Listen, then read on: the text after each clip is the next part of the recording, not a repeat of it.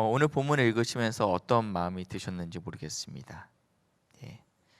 선지자의 제자들의 아내 중에 한 여인이 이 엘리사에게 찾아와서 남편이 죽었습니다. 굉장히 그 소식만으로도 우리의 가슴을 좀 먹먹하게 만듭니다. 근데 문제는 거기서 끝난 것이 아니고 이 선지자의 생도, 이 제자가 생활을 하면서 빚을 졌나 봅니다. 그 빚 때문에 결국은 자신의 두 자녀까지 종으로 팔리게 되는 어려운 사건이 발생됩니다.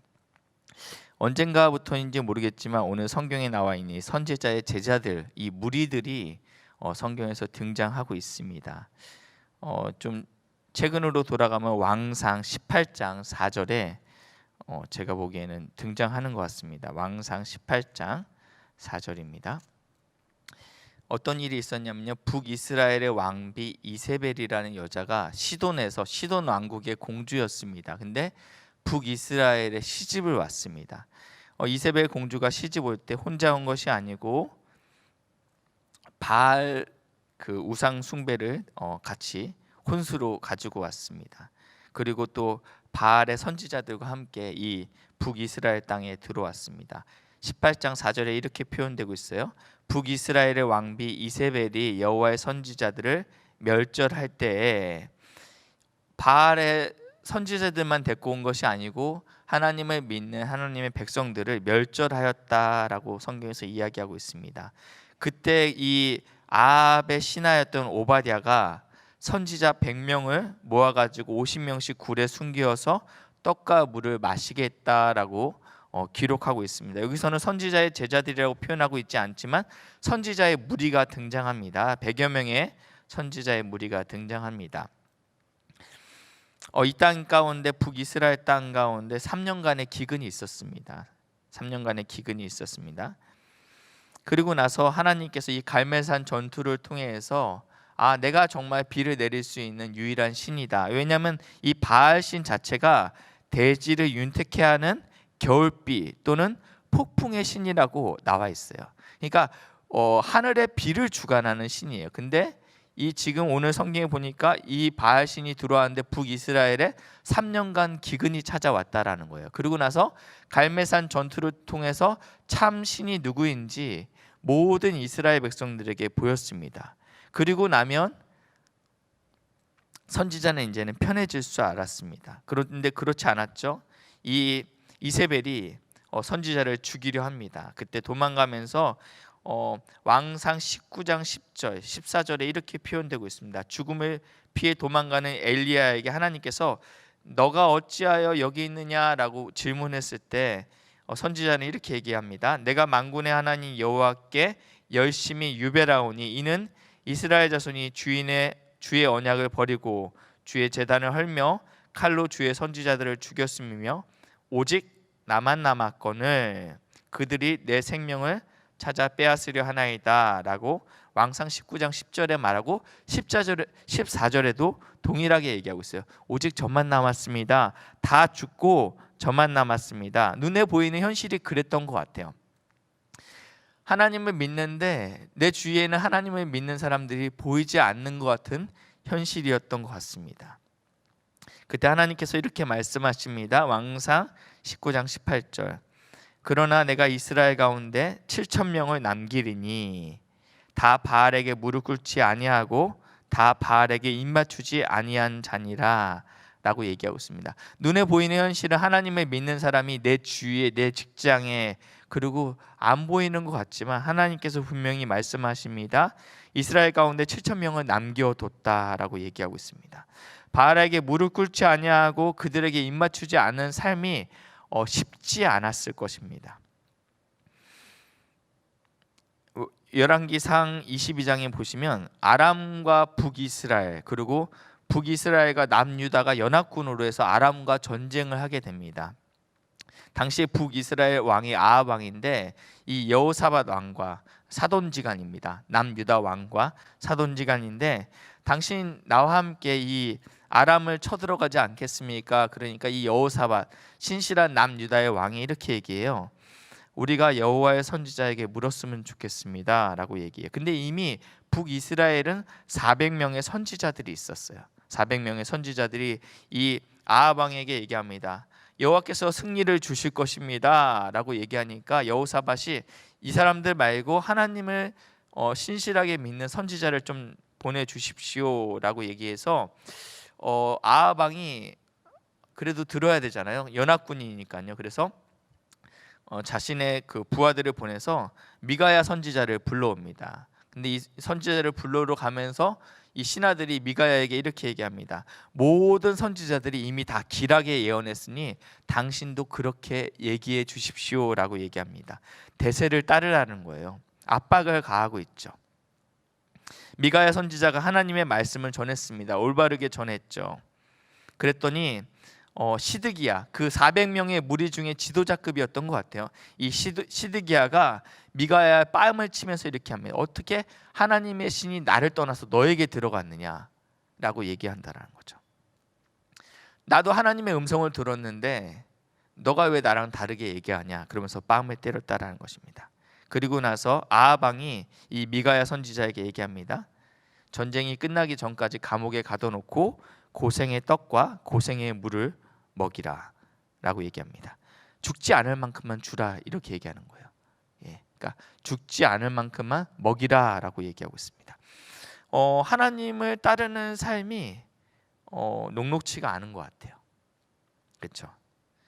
400명이 지금 이게 말타라고 얘기하는데 나만 다른 얘기하는 거 굉장히 쉽지 않습니다. 이 땅에서 발을 붙이고 또 직장 생활하는 우리 믿음의 동역자들의 삶 가운데 하나님의 진리가 분명함에 있지만 그것들을 소리내어 말하는 것은 굉장히 어려운 일입니다. 왕하 4장 38절에 가시면 어떤 얘기가 있냐면요. 기근이 닥쳤습니다. 그래서 이 선지자의 제자의 무리가 단체로 엘리사 앞에 앉아 있습니다. 그러니까 엘리사가 뭐라고 얘기하냐면 이들에게 죽을 끓여줘라 그러면서 이제 죽을 먹게 되죠. 근데 이 죽이 독이 들어있는 독초가 들어있는 죽이었습니다. 그 6장에 보니까 이 선지자 생도들이 어떠한 기숙사 같은 거에 신학교를 짓고 있었나 봐요. 근데 이제 새도끼를 빌려왔어요. 새도끼를 살 돈이 없어서 새도끼를 빌려왔는데 나무를 베다가 이 새도끼가 빠져서 연못에 빠지는 일이 발생됩니다. 모든 사건들이 선지자의 이 제자들, 이 선지자의 무리들의 사건들이 어설프고 어떻게 보면 좀 찌질한 삶이었던 것 같습니다. 결코 쉽지 않았다라는 이야기입니다. 오늘 드디어 본문에 나오는 이 선지자의 삶 또한 쉽지 않았습니다.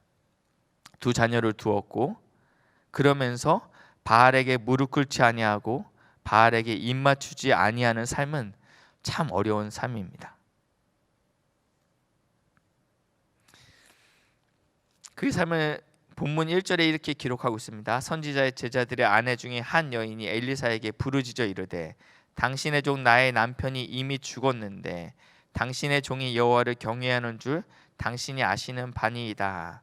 하나님을 경외했던 사람입니다. 근데 이제 빚준 사람이 와서 내 두 아이를 데려가 그의 종으로 삼고자 하나이다 하니 하나님의 뜻대로 하나님을 경외하고 살았는데 그에게 남은 것은 두 아이를 종으로 내주어야 할 만큼의 빚과 기름 한 그릇 외에는 없었습니다.